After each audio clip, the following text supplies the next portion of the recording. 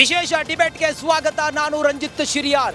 ಯಾವ ಊರಿನಿಂದ ಶ್ರೀರಾಮಚಂದ್ರನ ಮೂರ್ತಿಯ ನಿರ್ಮಾಣಕ್ಕೆ ಕಲ್ಲು ಹೋಗಿತ್ತು, ಯಾವ ಊರಿನ ವ್ಯಕ್ತಿ ಶಿಲ್ಪಿ ಶ್ರೀರಾಮಚಂದ್ರನ ಭವ್ಯ ಮಂದಿರದ ಒಳಗಡೆ ಬಾಲಕ ರಾಮನ ಮೂರ್ತಿಯನ್ನ ನಿರ್ಮಾಣ ಮಾಡಿದ್ದು, ಆ ಊರಿನ ಒಂದು ಕರೆಗೋಡು ಎನ್ನುವ ಗ್ರಾಮದಲ್ಲಿ ಕೇಸರಿ ಧ್ವಜವನ್ನು ಹಾಕಿದ್ದಕ್ಕೆ ಇವತ್ತು ಮಂಡ್ಯದಾದ್ಯಂತ ಹೊತ್ತಿ ಉರಿತಾ ಇದೆ.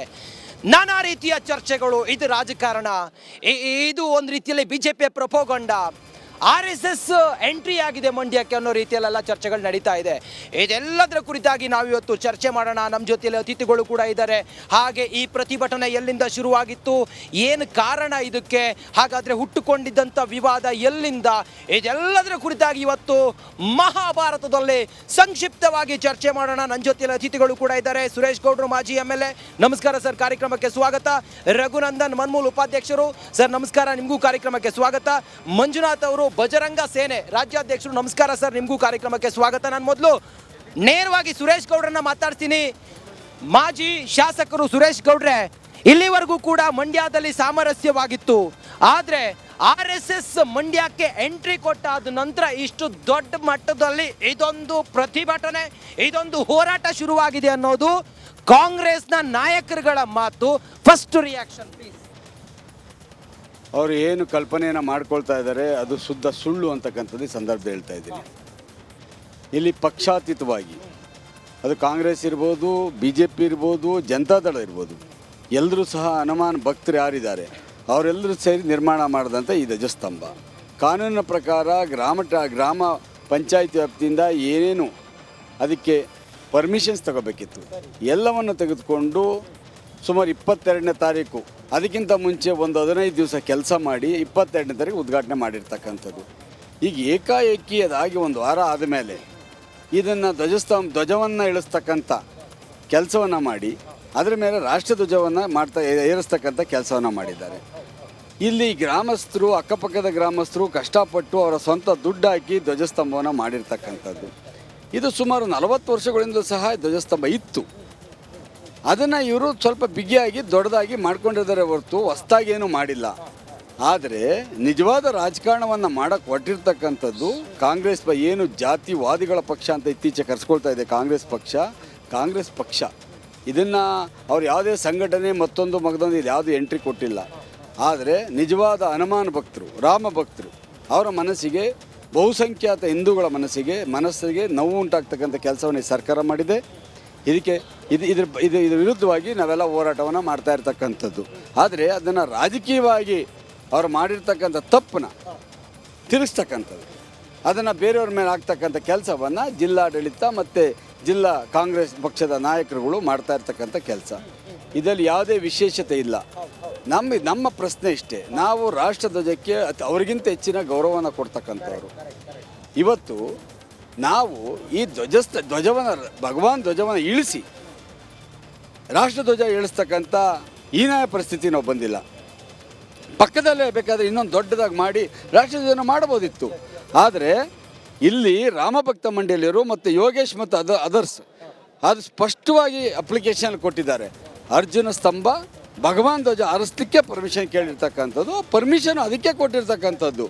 ಆದರೆ ಇವತ್ತು ಅವ್ರು ಯಾವುದೋ ಇನ್ನೊಂದು ಸಂಘಟನೆ ಯಾವುದೋ ಬೇರೆ ಉದ್ದೇಶಕ್ಕೆ ಕೇಳ್ಕೊಂಡಿರ್ತ ಇವತ್ತು ತಿರುಚಿ ಇವತ್ತು ಅದನ್ನು ರಾಜಕೀಯ ಮಾಡಿಕೊಂಡಿರ್ತಕ್ಕಂಥವ್ರು ಕಾಂಗ್ರೆಸ್ಸು ಮತ್ತು ಜಿಲ್ಲಾ ಕಾಂಗ್ರೆಸ್ ನಾಯಕರುಗಳು ಅಂತಕ್ಕಂಥದ್ದು ಈ ಸಂದರ್ಭದಲ್ಲಿ ಹೇಳ್ತೀನಿ. ಜೊತೆಗೆ ಅವರ ಕೈಗೊಂಬೆಯಾಗಿ ಇವತ್ತು ಜಿಲ್ಲಾಡಳಿತ ಗೂಂಡಾ ಪ್ರವೃತ್ತಿಯನ್ನು ಮಾಡಿ ಇಲ್ಲಿರ್ತಕ್ಕಂಥ ಬಹಳ ಮರ್ಯಾದಸ್ಥರು, ಹಿರಿಯ ನಾಯಕರು, ರೈತಪರ ಹೋರಾಟಗಾರರ ಮೇಲೆ ಒಂದು ಲಾಠಿ ಚಾರ್ಜ್ ಮಾಡ್ತಕ್ಕಂಥ ಪ್ರವೃತ್ತಿಗೆ ಹೋಗಿದೆ. ಜನಸಾಮಾನ್ಯರ ಮೇಲೆ ಮಾಡಿದ್ದಾರೆ.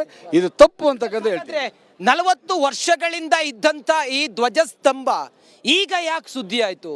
40 ವರ್ಷಗಳಿಂದಲೂ ಕೂಡ ಕೇಸರಿ ಧ್ವಜವನ್ನು ಹಾರಿಸೋದಕ್ಕೆ ಇಲ್ಲದ ವಿವಾದ ಈಗ ಯಾಕೆ ಶುರುವಾಯಿತು? ಮಂಜುನಾಥ್ ಅವರೇ, ಈ ವಿವಾದ ಹುಟ್ಟುಕೊಂಡಿದ್ದು ಎಲ್ಲಿಂದ? ಇದರ ಹಿನ್ನೆಲೆ ಏನು, ಇತಿಹಾಸ? RSS ಮಂಡ್ಯಕ್ಕೆ ಎಂಟ್ರಿ ಆಗಿದ್ದು 1962ರಲ್ಲಿ, ಇವಾಗೇನಲ್ಲ. ಹಾಗೆ ಗ್ರಾಮ ಪಂಚಾಯಿತಿಯಿಂದ ಸಂಪೂರ್ಣ ಅನುಮತಿಯನ್ನು ಪಡೆದುಕೊಂಡು ಇಲ್ಲೊಂದು ಭವ್ಯವಾದಂಥ ಒಂದು ಸ್ತಂಭವನ್ನು ನಿರ್ಮಾಣ ಮಾಡಿ ಒಂದು ಕೇಸರಿ ಧ್ವಜವನ್ನು ರಾಮ ಮಂದಿರದ ಉದ್ಘಾಟನೆ ಹಿನ್ನೆಲೆಯಲ್ಲಿ ಎಲ್ಲ ರಾಮಭಕ್ತರು ಬಹುಶಃ ಒಂದು 100ಕ್ಕೂ ಹೆಚ್ಚು ಜನ ಕಾಂಗ್ರೆಸ್ನ ಕಾರ್ಯಕರ್ತರಿರ್ಬೋದು, ಅವರೆಲ್ಲರೂ ರಾಮಭಕ್ತರು. ಹಾಗಾಗಿ ಎಲ್ಲರೂ ಸೇರಿ ಇದನ್ನು ಒಕ್ಕೋರಲಿಂದ ಮಾಡಿದ್ರು. ಈ ಕೆರಗೋಡಿನಲ್ಲಿ ಇರುವಂಥ ಸುಮಾರು 8 ರಿಂದ 10 ಮುಸಲ್ಮಾನ್ ಕುಟುಂಬಗಳು ಸಹ ಇದಕ್ಕೆ ಹಣವನ್ನು ಕೊಟ್ಟಿದೆ. ಅಂದರೆ ಸಾಮರಸ್ಯ ಅಂತ ಏನು ಅಂತ ಮಾತನ್ನು ಕಾಂಗ್ರೆಸ್ ಹೇಳ್ತಾ ಇದ್ದಾರೆ, ಆ ಸಂಪೂರ್ಣ ಸಾಮರಸ್ಯ ಅವತ್ತು ಕೆರಗೋಡಿನಲ್ಲಿತ್ತು. ಇನ್ನೊಂದು ಕಾಂಗ್ರೆಸ್ನವರ ಈ ರಾಷ್ಟ್ರಧ್ವಜದ ಪ್ರೇಮ ನೋಡಿದಾಗ ನನಗೆ ನಗು ಬರ್ತದೆ. ಭೂತದ ಬಾಯಲ್ಲಿ ನಾವು ಭಗವದ್ಗೀತೆಯನ್ನು ಮಾತನ್ನು ಹೇಳ್ತೀವಿ. ಇದೇ ಹುಬ್ಬಳ್ಳಿಯ ಈದ್ಗಾ ಮೈದಾನದಲ್ಲಿ, ಅಂದರೆ ಕಿತ್ತೂರಾಣಿ ಚೆನ್ನಮ್ಮ ಮೈದಾನದಲ್ಲಿ ನಾವು ಧ್ವಜ ಹಾರಿಸಬೇಕು ಅಂತ ಹೋದಾಗ 5 ಜನ ದೇಶಭಕ್ತರನ್ನ ಗುಂಡುಕ್ಕಿ ಕೊಂದಿದೆ ಕಾಂಗ್ರೆಸ್ ಸರ್ಕಾರ. ಶ್ರೀನಗರದ ಲಾಲ್ ಚೌಕ್ನಲ್ಲಿ ಧ್ವಜವನ್ನು ಹಾರಿಸಲಿಕ್ಕೆ ಬಿಡೋದಿಲ್ಲ, ತಾಯಿಯ ಹಾಲನ್ನು ಕುಡಿದವರು ಬನ್ನಿ ಅಂತ ಅಲ್ಲಿಯ ಉಗ್ರಗಾಮಿಗಳು ಕರೆ ಕೊಟ್ಟಾಗ ಅವರಿಗೆ ರಕ್ಷಣೆ ಕೊಟ್ಟು ನಮ್ಮೆಲ್ಲ ಕಾರ್ಯಕರ್ತರನ್ನ ತಡೆದು ಗೋಲಿಬಾರ್ ಮಾಡಿದ್ದು ಇದೇ ಕಾಂಗ್ರೆಸ್ ಸರ್ಕಾರ. ಇವರಿಗೆ ಏಕಾಏಕಿ ಇವತ್ತು ರಾಷ್ಟ್ರಧ್ವಜದ ಮೇಲೆ ಪ್ರೇಮ ಬಂದಿರೋದು ನೋಡಿದ್ರೆ ಖಂಡಿತ ಇದೊಂದು ಈ ಮಣ್ಣಿನಲ್ಲಿ ಇವತ್ತು ನೋಡ್ಬೋದು ತಾವು ಎಷ್ಟು ಭಯವನ್ನು ಹುಟ್ಟಿಸುವಂಥ ಸಾವಿರಾರು ಪೊಲೀಸರನ್ನ ಹಾಕೊಂಡು ಯಾವ ಸ್ವಾತಂತ್ರ್ಯ ಪೂರ್ವದಲ್ಲಿ ಸ್ವಾತಂತ್ರ್ಯ ಹೋರಾಟವನ್ನು ಹತ್ತಿಕ್ತಾ ಇದ್ರೋ ಅದೇ ಮಾದರಿಯಲ್ಲಿ ಇವತ್ತು ನಮ್ಮೆಲ್ಲರೂ ಹತ್ತಿಕ್ಕುವಂಥ ಪ್ರಯತ್ನ ಮಾಡ್ತಾ ಇದ್ದಾರೆ. ನಾವು ನಮ್ಮ ಎದೆಯನ್ನು ಗುಂಡಿಗೆ ನಾವು ಕೊಡ್ತೀವಿ ಹೊರತು ಇವರ ದಬ್ಬಾಳಿಕೆಗೆ ಪೊಲೀಸ್ನ ಲಾಠಿ ಬೂಟಿಗೆ ಎದುರೋದಿಲ್ಲ. ಇವರು ನಮ್ಮನ್ನು ತುಳಿದಷ್ಟು ನಾವು ಮೇಲಕ್ಕೆ ಹೋಗ್ತೀವಿ, ಇವರು ಮಾಡಿದಷ್ಟು ನಾವು ಬೆಳಿತೀವಿ. ಇವತ್ತು ಕೇವಲ ಒಂದು ಭಾಗದಲ್ಲಿ ಹಿಂದುತ್ವ ಇವತ್ತು ಇಡೀ ಮಂಡ್ಯ ಜಿಲ್ಲೆಗೆ ಮನೆಗಳಿಗೆ ವ್ಯಾಪಿಸ್ತಾ ಇದೆ. ನಾಳೆ ಬೃಹತ್ ಹೋರಾಟ ಈ ಕಾಂಗ್ರೆಸ್ ಸರ್ಕಾರಕ್ಕೆ, ಅದು ಎಚ್ಚರಿಕೆ ಗಂಟೆಯನ್ನು ನಾಳೆ ಕೊಡೋರಿದ್ದೀವಿ. ಎಲ್ಲ ರಾಮ ಭಕ್ತರು ಇದರ ಕೈ ಜೋಡಿಸುತ್ತಾರೆ ಅನ್ನುವಂಥ ಒಂದು ರಿಪಬ್ಲಿಕ್ ವರ್ಲ್ಡ್ ಆ್ಯಪ್ ಇದು ಕೇವಲ ಅಪ್ಲಿಕೇಶನ್ ಅಲ್ಲ, ಸಮಗ್ರ ಸುದ್ದಿಗಳ ಸಂಪರ್ಕ ಮಾರ್ಗಕ್ಕೆ ಕ್ರಾಂತಿಕಾರಿ ಬದಲಾವಣೆ. ರಿಪಬ್ಲಿಕ್ ವರ್ಲ್ಡ್ ಆ್ಯಪ್ ಕೇವಲ ಸುದ್ದಿ ಅಪ್ಲಿಕೇಶನ್ ಪರಿಚಯಿಸ್ತಾ ಇಲ್ಲ, ಬದಲಾಗಿ ಡಿಜಿಟಲ್ ಸುದ್ದಿ ಬಳಕೆಯ ಹೊಸ ಯುಗಕ್ಕೆ ನಾಂದಿ ಹಾಡ್ತಾ ಇದೆ. ಇದೊಂದು ಬ್ರೇಕಿಂಗ್ ನ್ಯೂಸ್, ಪ್ರಭಾವಶಾಲಿ ಕಾರ್ಯಕ್ರಮಗಳಿಗೆ ಗಟ್ಟಿಯಾದ ವೇದಿಕೆ.